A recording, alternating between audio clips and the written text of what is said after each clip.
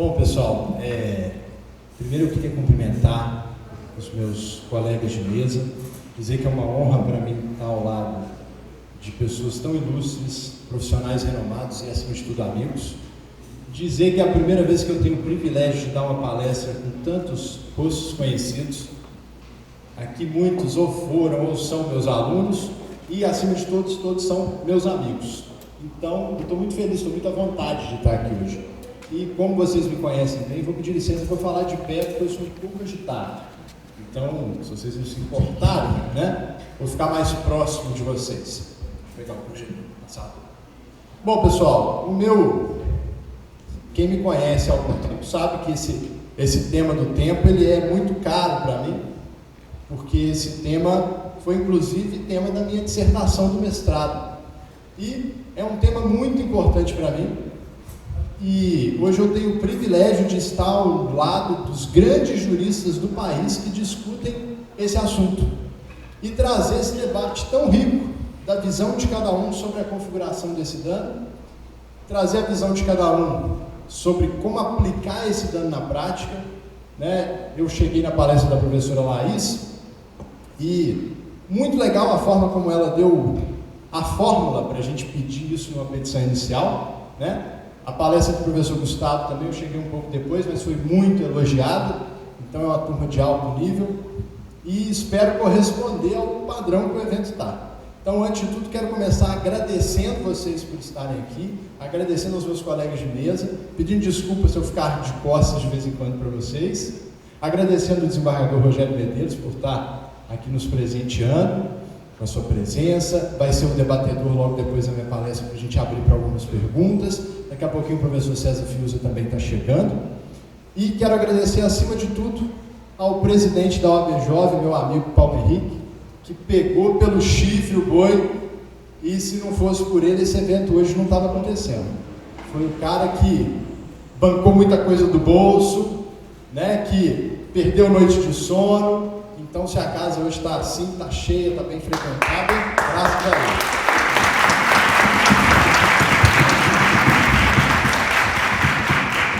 Também meu amigo Bruno Correia, presidente da nossa OABE, da OAB Estagiária e Assuntos Estudantis, também pegou o boi pelo chifre, ajudou muita gente. Os nossos coordenadores, diretores da OABE, muitos estão aqui, o nosso vice-presidente Paulo Henrique, o Delgado, o Daniel e mais outros que fazem parte disso com a gente, foram fundamentais para a gente conseguir encher a casa, para a gente conseguir proporcionar esse evento para vocês. Então, deixo aqui o meu registro, o meu agradecimento para todo mundo que colaborou e está colaborando para a gente poder estar aqui hoje nesse assunto tão importante.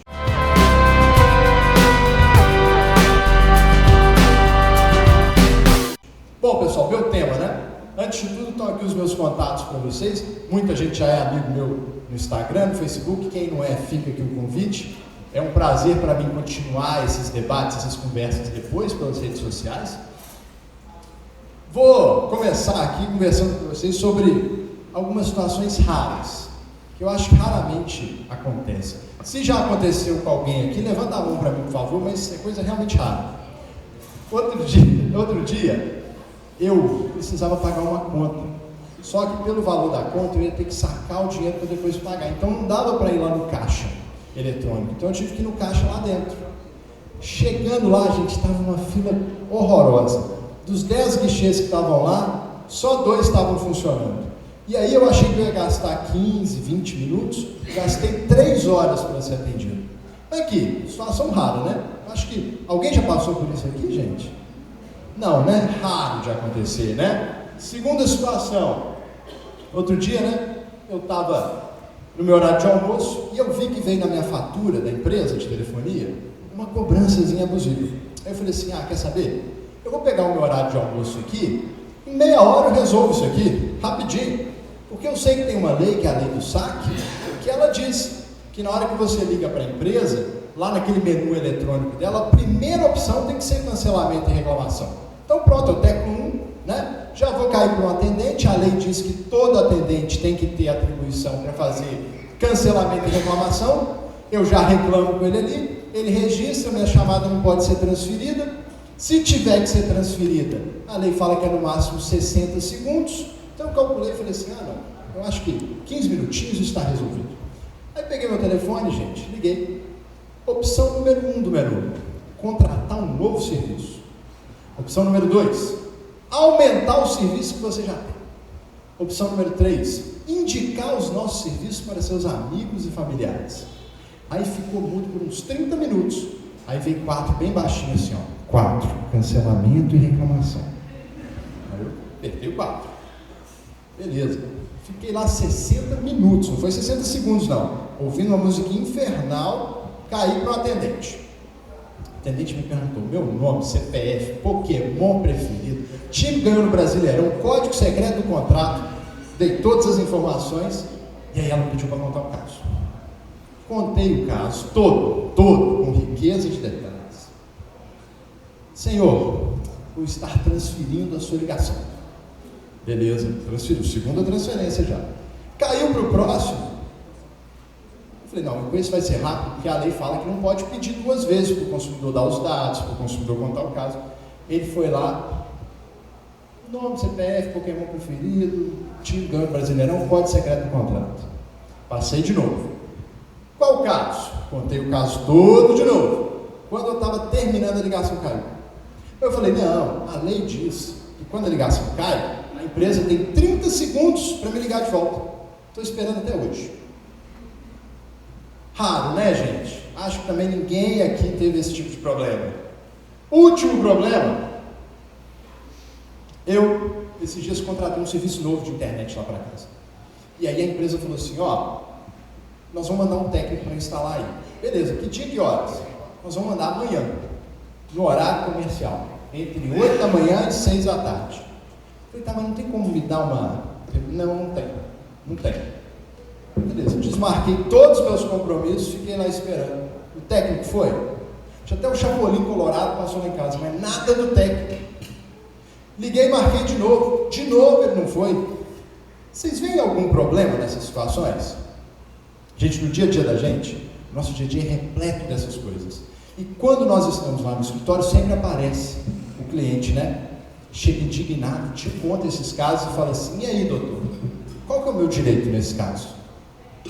E, infelizmente, muitas das vezes a gente tem que dizer, olha, isso aí vem sendo enfrentado como um mero aborrecimento.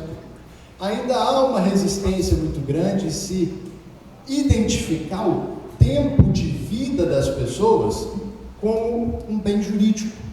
A gente até valoriza o tempo quando ele está atrelado a alguma questão profissional, um lucro cessante, né? Mas quando não está, quando a gente pensa em tempo de vida abstratamente, é muito difícil, né? E, obviamente, que o que a gente propõe, falando em dano temporal, não é a tutela do tempo economicamente apreciável, do tempo produtivo, porque para isso eu já tenho dano emergente, lucro cessante, perda de uma chance. O que a gente está propondo é a tutela do tempo como um valor existencial, é a tutela do tempo, inclusive aquele tempo de ócio, de ficar deitado na cama olhando para o teto, que é tão importante quanto o tempo produtivo. Mas como diria um aluno uma vez, seus problemas acabaram, né? O que a gente propõe aqui, como dano temporal, é o enfrentamento dessa situação de que desperdiçar o tempo alheio seria um mero aborrecimento. Sabe por quê, gente? O tempo das empresas vale muito dinheiro e elas sabem cuidar muito bem do tempo delas. Se a gente desperdiçar o tempo das empresas, a gente paga e paga caro. Atrasa uma fatura do plano de saúde, da operadora de telefonia, para você ver, do seguro, vem juros, vem multa, se bobear até cortam o seu plano. Por quê, gente? Porque a empresa valoriza o tempo dela. Por que o consumidor não vai valorizar o tempo dele? Por que a gente vai poder desperdiçar o tempo do consumidor? E vocês podem ver que esses 3 exemplos que eu falei no início têm uma característica muito importante que a Laís falou na palestra dela. Não é simplesmente um desperdício de tempo, mas um desperdício de tempo que vem de um menosprezo planejado pelo nosso tempo. Não é uma situação excepcional que gerou aquilo, é o dia a dia. É o dia a dia. É uma estratégia, muitas vezes comercial, de economizar recursos da empresa às custas do gasto de tempo de vida dos consumidores. consumidores. Quando isso advém de uma falha ou de um menosprezo planejado, não tem como a gente deixar passar. E é sobre isso que trata o dano temporal. Tudo bem. Para quem quiser conhecer mais sobre essa história de novos danos, né? Tem esse livro do professor Schreiber que é muito bom. O que acontece? O direito está num momento paradigmático muito interessante, onde alguns bens jurídicos que antes eram irrelevantes para o direito estão começando a ser mais tutelados. E aí surgem novas modalidades de dano indenizável muito interessantes. O professor Vitor Puglisi gosta de falar muito no dano de moto nova na Itália. Dano de férias frustradas no direito italiano. A gente tem hoje o dano decorrente do bullying. Situações que são tão antigas quanto a civilização, mas que agora estão recebendo mais atenção do direito. E o desperdício do tempo não deixa de ser uma delas. E aí, gente, falar do tempo é muito difícil. Quando eu me propus a escrever a minha dissertação de mestrado e tive que pensar sobre o tempo, sabe o que eu percebi? É muito difícil pensar sobre o tempo, porque ele é muito abstrato. Ninguém nega que ele existe. Tanto que Kant diz que o tempo é uma noção pura da intuição sensível. A gente intui que ele existe. A gente organiza a nossa vida no tempo. Mas ninguém fala sobre ele. E não tinha praticamente doutrina nessa época, em 2012, 13, um pouquinho mais para frente, 14, falando sobre isso. Quem era pioneiro nisso na época era o professor Marcos Gessoni, que tinha um livro, que não era lá um livro acadêmico, mas que trazia alguns conceitos. Mas eu lembro que eu assisti uma palestra dele e falei, caramba, o que esse cara está falando é tão óbvio, mas ninguém fala.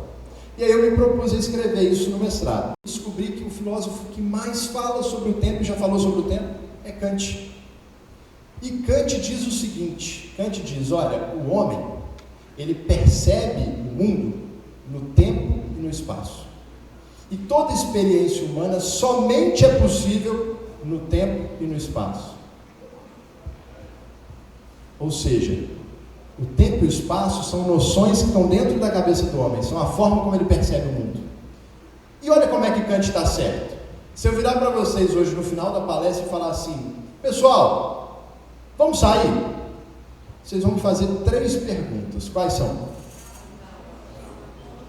Quando? Onde? E quem vai pagar? Sim ou não? Porque tempo e dinheiro são 2 recursos muito escassos, né? Muito bem. Quando? Vocês estão localizando no tempo.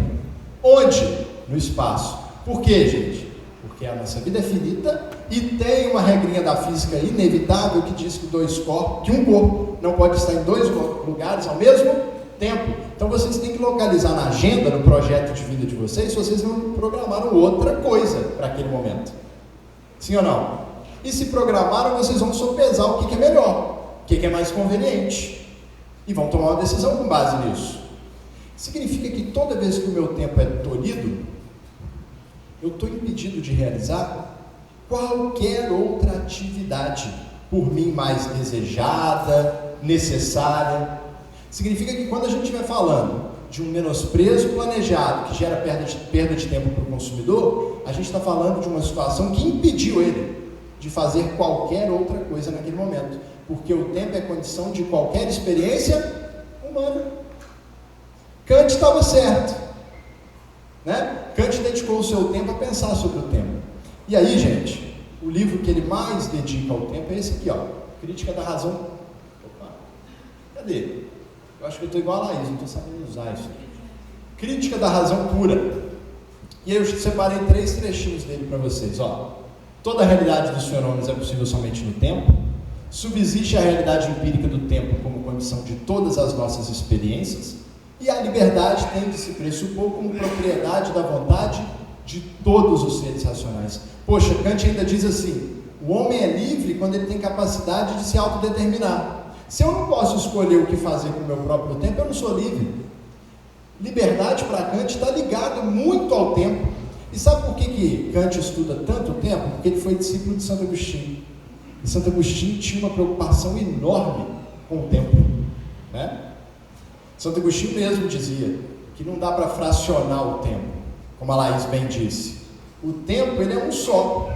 Quando a gente pensa no ontem, o ontem ficou para trás. O hoje está ficando para trás agora, e o amanhã não chegou ainda. E eu não consigo separar, fracionar. O tempo é uma passagem. A gente vê o tempo como uma linha só para facilitar isso na nossa cabeça, né? Só para a gente ter uma visão mais clara. A gente pensa no tempo como uma linha passando. Mas o tempo não é isso. Se a gente for olhar a física quântica, então a gente fica doido, né? Muito bem. Então, qual foi a definição que eu achei para o tempo na minha dissertação, né? Que o tempo é o suporte indispensável ao exercício e à manifestação da personalidade de cada indivíduo. E que ele é condição de promoção da dignidade humana e, portanto, inspirado lá no professor Marcos Lessoni, um recurso humano escasso, finito e irreparável. Por essa razão, inviolável. E agora eu precisava cuidar da tarefa de construir uma tutela jurídica do tempo. E podem ter certeza que isso não é fácil. Algumas possibilidades surgiram para mim. Quando eu fui pensar no dano ao tempo, eu pensei, poxa, o dano ao tempo ele pode surgir como um dano patrimonial ou como um dano extrapatrimonial. Como patrimonial, ele poderia em tese ser um lucro cessante ou a perda de uma chance. E como dano extrapatrimonial, um dano social, um dano moral ou um terceiro gênero. Um gênero diferente de dano extrapatrimonial, diferente do dano moral, que alguns chamam de dano existencial, né? E aí eu fui pesquisar uma por uma e desconstruir uma por uma até chegar naquela que eu não consegui desconstruir, que eu achei que era a tutela ideal. Vamos ver. Vamos lá. Eu começo falando do dano, porque a hora que a gente define o dano, fica claro qual é o bem jurídico, qual é a natureza do bem jurídico, né? Se eu chegar à conclusão que é um dano patrimonial, é um bem jurídico patrimonial. Se eu chegar à conclusão que esse é patrimonial, é um bem jurídico moral, né? Muito bem.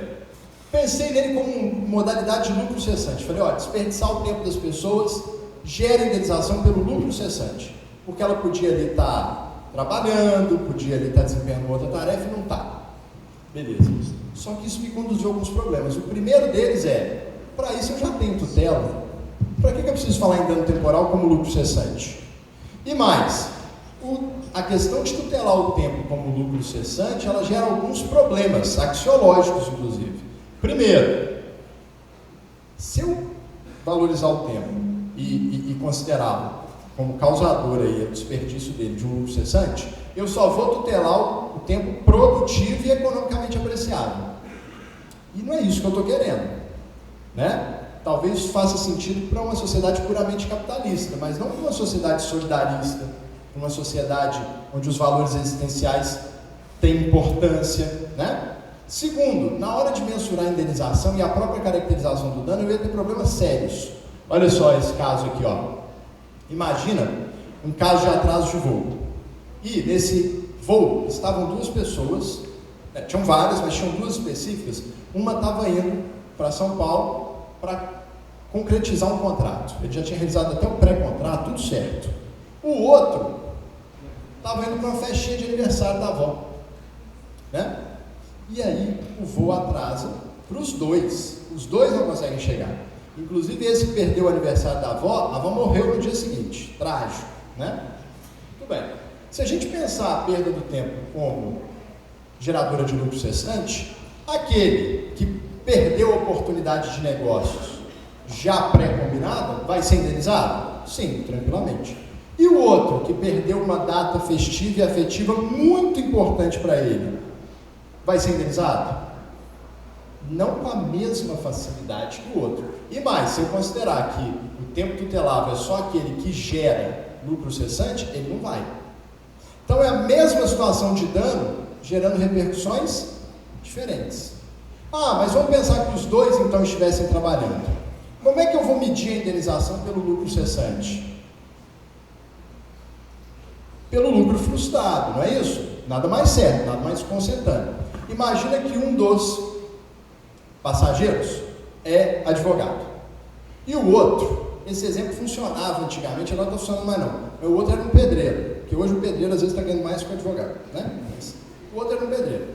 E aí, esse advogado, ele comprova lá que a hora de trabalho dele é R$500. E o pedreiro comprova que a hora de trabalho dele é, vou pegar aí, R$50. Se esse voo atrasar 10 horas, esse advogado, em tese, vai ter uma indenização de 10 vezes 500, 5 mil. E o pedreiro? R$500. Isso, do ponto de vista de lucro cessante, está certo, tem toda a lógica. Mas se eu estiver pensando em tempo de vida, não faz o menor sentido. Por que o tempo desse advogado de vida vale mais do que o tempo de vida do pedreiro? Só porque um tem uma renda, uma remuneração maior. Tempo de vida é tempo de vida, é igual para todo mundo. E eles foram sujeitos ao mesmo dano. Então, soou muito esquisito para mim defender que pelo dano temporal, um receberia 5 mil, o outro 500 na mesma situação. Só porque um ganha mais do que o outro. Então, não estava me convencendo muito a questão do lucro cessante. E aí eu passei para a próxima possibilidade. Perda de uma chance. Vocês conhecem a indenização pela perda de uma chance? Veio do caso do show do milhão? Pois é. Eu poderia pensar que, puxa, né? Você, por ter perdido o tempo, pode ter perdido a oportunidade de evitar algum prejuízo ou perdido uma forte possibilidade de obter algum ganho e, por isso, você faria jus a uma indenização pela perda de uma chance. Vocês sabem que a perda de uma chance, ela está entre o dano hipotético e o lucro cessante. Ela não tem nada de hipotético, mas ela também não é ela não tem aquela força do lucro cessante. Você perdeu uma chance muito forte de conseguir, que foi frustrado. Um exemplo clássico é aquele consumidor que vai fazer um financiamento imobiliário e aí consegue lá a pré-aprovação do banco com uma taxa de juros muito boa, mas a obra atrasa tanto que na hora que ele vai obter novamente esse financiamento, a taxa de juros já subiu tanto que ele não consegue mais financiar aquele imóvel. Ele perdeu a chance do negócio imobiliário. Eu já vi ações assim. E aí, se pedindo a indenização pela perda de uma chance. Mas qual que é o problema da perda de uma chance? É uma modalidade de indenização por dano material. Eu continuo atrelando a proteção do tempo à proteção do patrimônio. Então, aquela perda de tempo que não tiver qualquer repercussão no meu patrimônio, não gosta de proteção. Muito bem. Aí eu fui, então, para a seara dos danos extrapatrimoniais, né? E aí o primeiro deles, o dano social. O professor Antônio Junqueira, lá da USP, ele diz, olha, ao explicar o dano social, né? É que um ato, se doloso ou gravemente culposo, ou se negativamente exemplar, não é lesivo somente ao patrimônio material ou moral da vítima, né? Mas sim atinge toda a sociedade num rebaixamento imediato do nível de vida da população. Então, para ele, dano social é aquele que atinge a coletividade. E, reiterado na sociedade, ele gera um rebaixamento do nível de qualidade de vida para todo mundo. Então ele tem um espectro muito além do individual. Só que, gente, também é muito comum que quem perdeu tempo, né? Eu perdi tempo, queira ter algum tipo de compensação por isso, individual, né? E vocês vão ver que a doutrina diz que o bem jurídico tutelado no dano social e no dano individual são diferentes. O dano moral, como vocês sabem, é aquele decorrente da violação a um atributo da personalidade humana. Então eu falei o seguinte, olha, se eu quero pleitear que o dano ao tempo, o dano temporal, ocasiona um dano moral, eu tenho alguns desafios. O primeiro deles é o seguinte, a doutrina majoritária hoje, o professor César Fiuza, o professor Nelson Rosenwald, Flávio Tartusso, diz que todo dano à pessoa no Brasil hoje é dano moral, né? A gente até tem uma súmula que fala do dano moral e do dano estético, mas grande parte da doutrina diz que ali o STJ está só chamando a atenção para a necessidade de ter fundamentos diferentes e levar isso em consideração na hora de fixar o dano moral. Mas muitos dizem que mesmo a súmula do STJ não nos autoriza a dizer que o dano estético é uma categoria de dano extrapatrimonial distinta do dano moral. Então, logo lá na academia, o meu orientador, o César Fiuza, e outros professores, inclusive o professor Leonardo Poli, falou assim, Bruno, se você for defender o dano temporal como uma categoria nova de dano extrapatrimonial, você vai ter dois desafios enormes. Um é convencer de que o dano temporal merece tutela. A outra é reformular a responsabilidade civil brasileira, porque majoritariamente se entende que o dano à pessoa no Brasil gera dano moral. Eu falei, quer saber, vou pegar então só uma tarefa, que é difícil bastante, vou defender a construção de um dano temporal, e se a gente chegar à conclusão que é necessário uma categorização autônoma para ele depois, a gente pega essa tarefa. Mas primeiro a gente precisa ter claro na sociedade que o tempo deve ser tutelado. E aí o primeiro desafio, quando você quer dizer que o tempo, né, é um bem jurídico e que a sua violação gera dano moral, é que eu tenho que enquadrar o tempo como um direito de personalidade. Porque é a violação do direito de personalidade que gera dano moral. E aí o primeiro desafio é o rol que o Código Civil traz, o rol constitucional de direitos da personalidade, é um rol aberto ou fechado? Ou seja, no Brasil se admite o reconhecimento de direitos da personalidade implícitos, atípicos, porque não tem nenhum artigo na lei dizendo que o tempo é um atributo da personalidade. Tem falando que a honra é, que o nome é, que a fama é, mas o tempo não. E aí, eu achei um julgado muito interessante do STJ. É esse julgado aqui, ó, o RESP 1-063-304. Esse caso aqui foi o seguinte: um camarada encontrou um amigo dele que ele não via há muito tempo e falou assim: vamos combinar de sair? Vamos. Aí ele foi e eles combinaram de encontrar lá na Rua Augusta, em São Paulo. Quando ele encontrou o amigo dele à noite, ele deu um abraço no amigo. E enquanto eles se abraçavam, passou uma equipe de jornal e tirou uma foto. No dia seguinte, a foto dele estava estampando uma matéria cujo título era: Bares da Rua Augusta atraem público LGBT para encontros às cegas. E aí ele ficou louco e ajuizou uma ação contra o jornal, onde ele dizia o seguinte: olha, não tem demérito nenhum ser homossexual, ser heterossexual. O problema é eu ser designado por um gênero que não é o meu, por um gênero que não é o que eu me identifico. Então, se eu sou heterossexual e me chamam de homossexual, eu me sinto ofendido na minha personalidade. Assim como um homossexual se sentiria ofendido se fosse designado como heterossexual. E o STJ reconheceu o direito à livre designação de gênero, não só subjetiva, mas objetiva, como um direito de personalidade implícito. E aí eu fui olhar a doutrina falou também: olha, não tem dúvida que no Brasil o rol é aberto. Então há possibilidade, sim, da gente reconhecer direitos de personalidade que não estão escritos explicitamente na lei, mas que advém da sua lógica e daquele rol enumerativo que serve de parâmetro para a gente. Ok, esse é o primeiro desafio vencido. Mas o segundo desafio era: se o rol é aberto, como que eu vou sustentar e defender que o tempo deve estar lá então? E aí, gente, Kant me ajudou muito, né? Marcos Dessone me ajudou muito. Pensem comigo: se o tempo é condição de toda e qualquer experiência humana, talvez não exista atributo da personalidade mais importante do que ele, porque ele é a condição para eu exercer todos os outros. Não adianta nada, na verdade, a Constituição elencar uma série de direitos fundamentais, direitos sociais.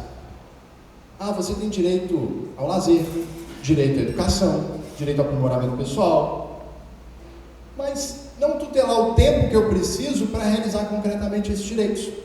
Se eu não proteger o tempo, a enunciação de todos os outros direitos é vazia, porque o tempo que eu deveria estar exercendo essa minha autodeterminação, eu estou lá, perdendo com o menosprezo planejado de alguns fornecedores. Reitero a palestra da professora Laís: não estou falando de qualquer perda de tempo, porque a nossa sociedade, a sociedade de consumo, infelizmente é a sociedade da perda do tempo.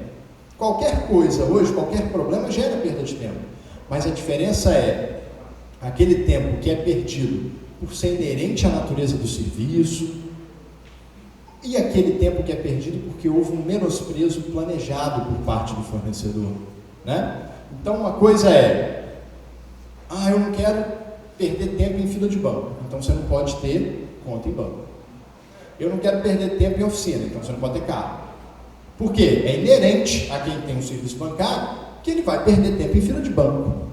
Agora, se eu tenho legislação que diz que o tempo de atendimento é de 15 minutos, 30 em dia de pico, será razoável, num dia de pico, dos 10 guichês, 2 estarem funcionando e eu ficar 3 horas? Porque tem um caso aqui que eu vou trazer para vocês, que é isso: foi quase 10 vezes o tempo máximo que a lei municipal lá fixava. Será que isso é razoável? E não foi uma condição extraordinária, Foi uma decisão do banco, dos 10 guichês, deixar só 2 funcionando. E aí eu começo a descambar de uma situação que seria inerente, uma situação que agora configura falha ou menosprezo planejado. Se o meu carro dá um defeito e eu levo para a oficina e tem que ficar 30 dias, sinto muito, é normal, é inerente, isso pode acontecer. O prazo de garantia está sendo prestado. Agora, se eu fico 6 meses sem carro, será que isso não extrapolou o que é inerente e não gerou agora sim um dano? E será que eu preciso comprovar algum prejuízo patrimonial para ter alguma enchência de compensação? Porque tempo a gente compensa, a gente não repara, né? Muito bem. Então eu me convenci de que o tempo poderia sim ser um direito de personalidade implícito, porque ele é um atributo humano, ele é um atributo da personalidade. Todos nós planejamos a nossa vida e nos organizamos no tempo e no espaço. E o tempo é condição de toda experiência humana. E o tempo é base para o exercício de outros direitos. Então, por que não tutelá-lo como um atributo da personalidade? E aí sim, tutelando o tempo como um atributo da personalidade, eu poderia dizer, numa indenização por dano moral, quando houvesse violação. Aí olha que interessante, o professor Gustavo Branco, desembargador, professor Gustavo Correia, desembargador do Tribunal de Justiça do Rio de Janeiro, ele tem um artigo e olha o que ele fala. Muitas situações da vida cotidiana nos trazem a sensação de perda de tempo. O deslocamento entre a casa e o trabalho, as filas para pagamentos em bancos, a espera de atendimento em consultórios médicos e dentários e tantas outras obrigações que nos absorvem e tomam um tempo que gostaríamos de dedicar a outras atividades. Essas são situações que devem ser toleradas, porque evitáveis ou não fazem parte da vida em sociedade. Indenizar também esse tipo de coisa leva ao que a Laís Bernstein muito bem falou, que seria aí tutelar uma intolerância. Aí não, né? O mesmo não se pode dizer de certos casos de demora no cumprimento de obrigação contratual, em especial daqueles em que se verifica desídia, desatenção ou despreocupação de obrigados morosos, na grande maioria das vezes pessoas jurídicas fornecedoras de produtos ou serviços, que não investem como deveriam no atendimento aos seus consumidores, ou que desenvolvem práticas abusivas, ou ainda que simplesmente veem os consumidores como meros números de sua contabilidade. Intoleráveis também são situações em que os consumidores se veem compelidos a sair de sua rotina e perder seu tempo livre, não importa o que você está fazendo com ele, para solucionar problemas causados por atos ilícitos ou condutas abusivas de fornecedores, muitos dos quais não disponibilizam meios adequados para receber reclamações ou prestar informações. Então eu me convenci de que a violação do tempo geraria um dano moral. Agora, tem outras visões. O nosso livro Dano Temporal traz essas outras visões. Há autores que entendem que, na verdade, o dano temporal geraria uma outra espécie de dano, uma categoria de dano diferente do dano moral. Então eu poderia, na minha petição inicial, requerer a indenização por dano moral pela violação de algum atributo da personalidade clássico, honra, fama, pela frustração, pela dor, etc., mas também poderia acumular a esse pedido o pedido de indenização pelo dano temporal, pela perda de tempo que eu tive para solucionar o problema, né, sendo incomodado. Teve uma consumidora que foi indenizada porque recebia 40 ligações de telemarketing por dia. Minha visão é que, na verdade, na minha inicial, eu vou pedir o dano moral com 2 fundamentos diferentes, ou 3, ou 4, depende de quantos atributos da personalidade foram violados. Então, eu pediria a indenização do dano moral com fundamento em alguma violação, né, a honra, a fama, a intimidade, etc., e também, se presente a violação temporal, que esse dano moral fosse fixado também, tendo em observância a perda do tempo naquele caso concreto. Igual a Laís mostrou na inicial dela. 2 fundamentos distintos para o mesmo pedido. Então, para mim, o dano temporal seria tão somente um novo e relevante fundamento de dano moral, e não uma categoria autônoma de dano temporal. Entendo se defender como uma categoria autônoma, porque muitas vezes, sem essa autonomia, pode ser que se fixe o dano moral sem atenção a cada uma das violações atributos diferentes. Mas aí a discussão é outra. E aí, para eu reformular a categorização da nossa responsabilidade civil, a gente tem que trazer uma discussão. Pode ser que seja um caminho interessante. A Itália fez. A Itália tem várias modalidades de dano patrimonial diferentes. Dano ao projeto de vida, dano à vida de relação, dano de férias frustradas, dano de moto nova, dano biológico. No Brasil não, no Brasil a gente chama qualquer violação à pessoa, normalmente, de dano moral. Né? Muito bem. E aí, gente, duas questões relacionadas já para a gente caminhar para o final. Primeiro, um livro que eu recomendo para vocês, O que o Dinheiro Não Compra, né, do professor Michael Sandel. E o professor Michael Sandel vai discutir a importância do tempo para o mercado. E o professor Michael Sandel vai dizer o seguinte: olha, o tempo, ele é um recurso muito valioso hoje. Ele é um recurso cada vez mais escasso. E o mercado valora a escassez. Então o tempo ele é cada vez mais caro. E aí acontece uma situação inusitada que é o seguinte: tradicionalmente, a gente troca tempo por dinheiro. Trabalho normalmente nada mais é do que troca de tempo por dinheiro. Eu troco o meu tempo disponível e minhas competências pelo seu dinheiro. Só que o nosso tempo está ficando tão escasso que está começando a acontecer a situação contrária. Tem gente comprando tempo. Tem gente trocando dinheiro por tempo. Como, Bruno? Exemplo, cabal. Disney. Vamos viajar juntos mentalmente lá para a Disney agora. Você chega na Disney e tem apenas um dia no parque. E aí o ingresso custa $100. E você vê aquelas filas quilométricas. E dentro do seu projeto de vida você calcula em quantos brinquedos vai dar para ir. Numa média aí de 1 hora, 1h30 por fila. E fala: caramba, eu vou conseguir em 10 brinquedos só. Meu planejamento, meu projeto de vida eram 20. Mas tem uma solução. Você pode pagar $200 para furar a fila. Você pode pagar $200 para pegar a fila expressa. Literalmente passar na frente de quem está pagando menos. É o mercado valorando o tempo. É o mercado dizendo o seguinte: o tempo é mais importante para você do que para o outro, então paga mais. Porque eu regulo escassez, eu regulo demanda. Outro exemplo, a Delta Airlines fez uma campanha muito controversa nos Estados Unidos. Ela falou o seguinte: olha, você pode pagar mais para ouvir uma voz americana no nosso saque. Porque o saque dela ficava na Índia. E o sotaque dos indianos não era lá muito bom. Então você perdia tempo no saque tentando fazer eles entenderem o que você estava falando. Mas se você pagasse mais, teria um saque nos Estados Unidos só para te atender. Outro exemplo, esse aqui brasileiro: se você não quer perder tempo em fila de banco, você pode pagar mais e, sendo um cliente Prime, Van Gogh, ter acesso direto ao seu gerente. Às vezes até o celular dele. Em 24 horas. Então, se o tempo é muito importante para você, pague para ele ser menos desperdiçado. Gente, isso até não é um problema se para tornar o serviço mais eficiente eu pago. O problema é, para ele ser eficiente, você paga mais e ele se torna ineficiente para os outros. Para funcionar melhor para você, eu passo você na frente da fila.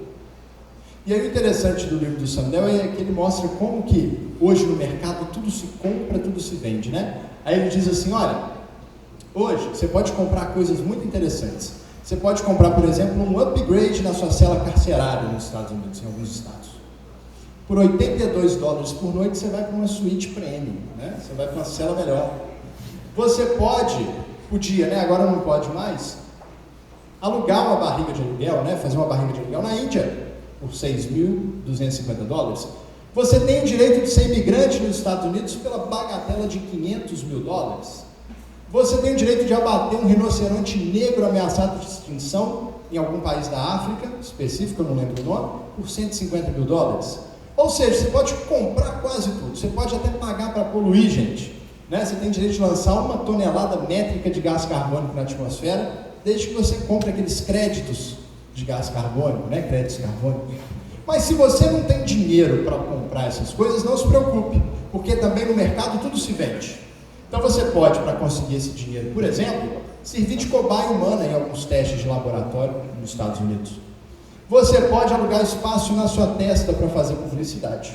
Se você for careca, você aluga até mais de um espaço, né? E você pode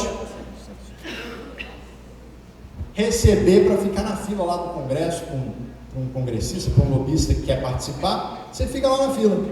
E aí depois você vende para ele o seu lugar na fila, né? Gente, ó, vou atrasar uns 5 minutinhos, tá? Viu que o tempo acabou aí, que eu fiquei agradecendo muito no começo, né? E aí perdi. Tudo bem. Ou seja, o mercado ele não tem muita ética no que ele compra, no que ele vende. E o tempo ele está nessa seara, né, gente? Se o tempo é escasso, o tempo vale dinheiro, logo o mercado tratou de precificar o tempo, de vender o tempo, de negociar o tempo. Ok, até aí tudo bem. Mas a pergunta que a gente tem que se fazer é: qual o limite para o mercado fazer isso?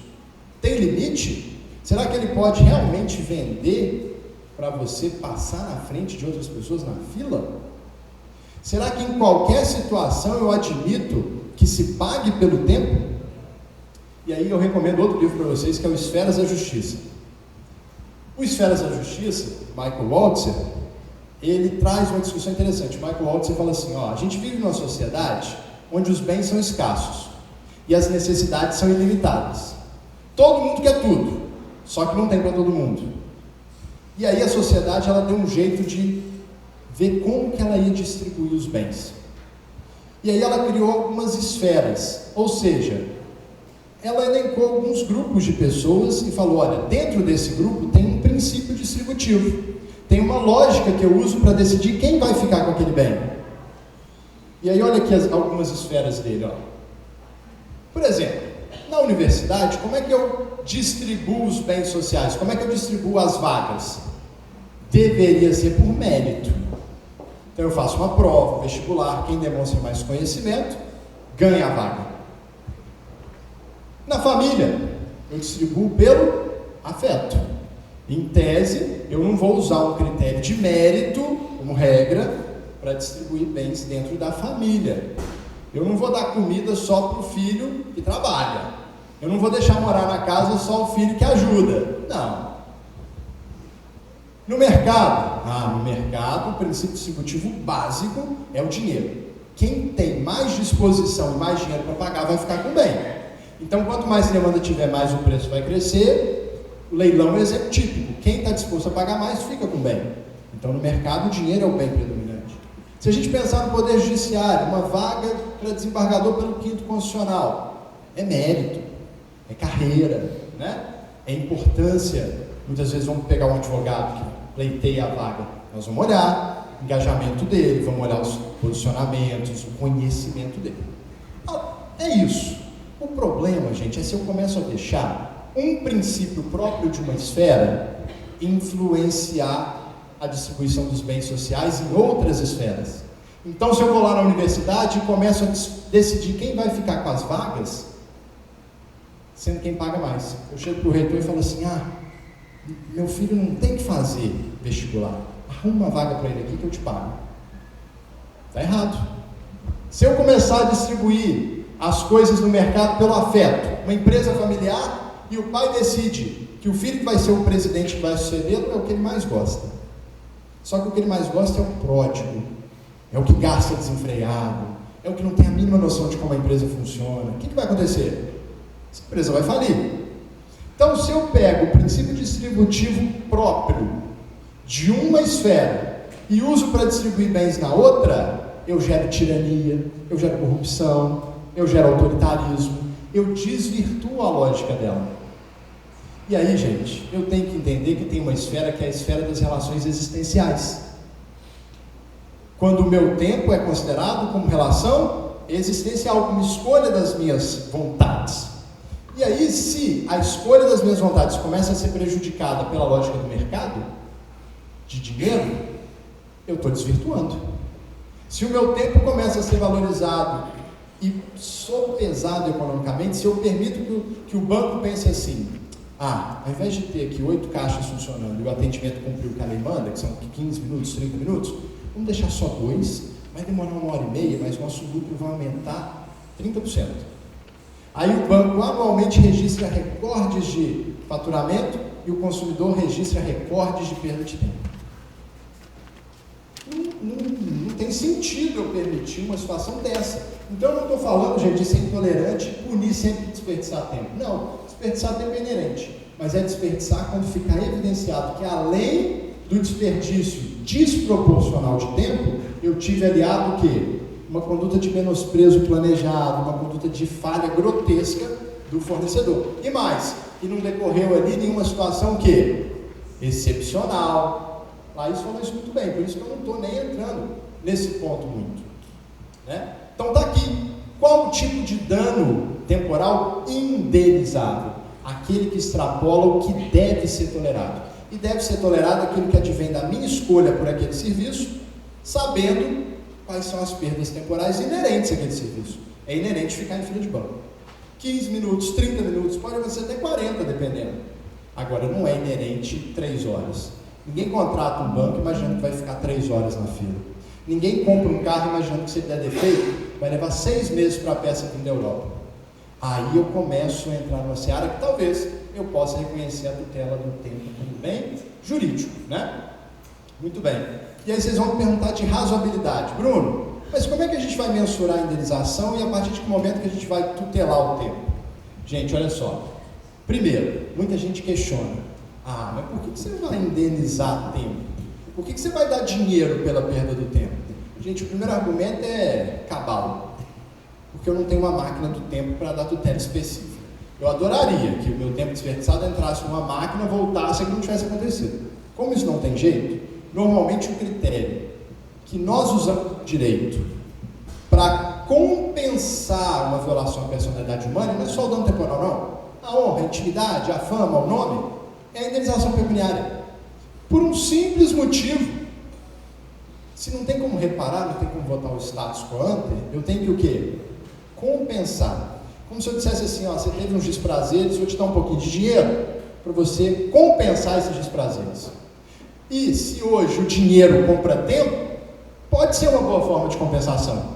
Aquele tempo de férias que você perdeu por causa do atraso da companhia, agora você pode comprar uns dias de férias com o seu empregador com dinheiro da indenização.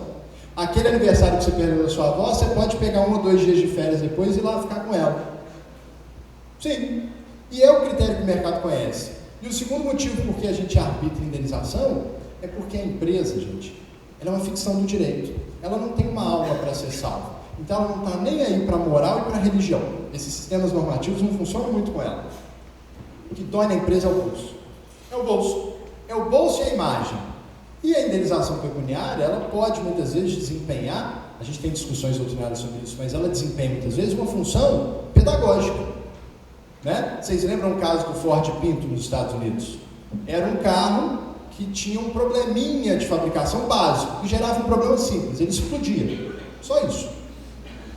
E aí, a Ford começou a receber relatos de que o carro dela explodia, chamou a equipe de engenheiros e perguntou, por que esses carros estão explodindo? Já chegou aqui 4 casos. E aí os engenheiros falaram assim, é um probleminha de fabricação, mas ele é simples de resolver. É porque quando bate nele, numa determinada posição, numa determinada velocidade, como o tanque de combustível está muito perto do motor, vaza a gasolina, mas o motor explode. A solução é simples. É só a gente arredar o reservatório de gasolina alguns centímetros para trás, isso não vai acontecer mais. Beleza, quanto custa para fazer isso? Mais ou menos $70 por veículo. Beleza, quantos a gente já vendeu? 1 milhão. Puxa vida, 70 milhões? Tá, e tá tendo muito acidente, assim? Não, de vez em quando morre alguém, mas tem que bater numa condição muito específica. Tá, e quando morre, o que acontece? Tem família que processa, tem família que não. Aqui processa, a gente faz um acordinho ali, de 50 mil, 100 mil e pronto. Aí eles fizeram um cálculozinho ali, falaram, deixa, então vamos deixar. E deixaram. Só que a questão é que isso foi descoberto. E aí, o juiz responsável pelo caso, o magistrado responsável pelo caso, criou um precedente interessante, trazendo os punitive damages, né? Dizendo, quer saber? Quando isso acontecer, quando ficar evidenciado que a empresa fez esse tipo de raciocínio, eu vou condená-la numa penalidade tão alta que ela vai ficar com medo de fazer isso de novo. Então eu vou condenar ela em $1 bilhão, por exemplo, que lá nos Estados Unidos não vai para a vítima normalmente, né? Vai para uma associação, vai para uma entidade. E aí vai ter um efeito pedagógico e a empresa vai pensar 2 vezes antes de fazer isso. E não só ela vai pensar, mas também os demais empresários vão pensar. Aqui, gente, então essa indenização ela pode servir para conformar comportamento? Sim. E eu vou indenizar qualquer dano temporal? Não. Eu vou ter que ter razoabilidade. Dá para ter uma indenização tarifada, Bruno? A STJ vem enfrentando isso, mas é muito complicado. Se eu pensar no tempo como tempo de vida, eu acho que não. Acho que não dá para ter, né? Muito bem, já estourei meu tempo. Mais do que isso, eu só tinha trago aqui para vocês os julgados, né? Tem julgados internacionais, tem julgados nacionais. Depois vocês vão receber esse material, vocês vão poder ver com calma. R$10.000 pela perda do tempo em fila de banco, 10 mil pela perda de tempo em produtos que ele ficava tentando toda vez resolver o problema e não conseguia. Os casos estão aqui, tem caso de Minas, tem caso do Rio. Hoje nós temos mais de 2.000 decisões judiciais no Brasil todo, reconhecendo o dano temporal como bem jurídico, o tempo como bem jurídico, e indenizando o dano temporal. Praticamente todas como modalidade de dano moral. Como modalidade de dano moral. Bem, então, gente, aqui, ó, momento merchan, né? A minha dissertação de mestrado gerou esse livro, né? Já está indo para a 2ª edição. Ele foi sorteado aqui hoje, mas também tem no stand ali no final do evento, junto com a nossa obra coletiva, que é o dano temporal. E deixo 3 mensagens aqui para vocês de grandes pensadores, cientistas, filósofos sobre o tempo. O primeiro deles é Darwin. Darwin diz: o homem que tem coragem de desperdiçar 1 hora do seu tempo não descobriu o valor da vida. Michelangelo: não há dano semelhante ao do tempo perdido. Não escolhi o nome para a teoria de responsabilidade civil pelo tempo perdido à toa, né? E Bertrand Russell fala que o tempo que você gosta de perder não é tempo perdido. Então o tempo do ócio, o tempo do lazer não é. Agora o tempo que você não gosta de perder, esse sim é tempo perdido. Ajuda a gente a pensar no dano temporal indenizável, identificável. E hoje nós temos então algumas correntes sobre esse assunto. O professor Marcos Lessoni tem a teoria do desvio produtivo, o professor Pablo Stolze fala na teoria da perda do tempo útil, eu falo na teoria da responsabilidade civil pelo tempo perdido, mas o cerne é esse, a proteção do tempo como bem jurídico autônomo. A diferença é se vai gerar dano moral, se vai gerar dano existencial, se vai gerar dano temporal autônomo, né? E o nosso debate continua com esses assuntos. Agradeço muito a vocês pela companhia, pelo carinho.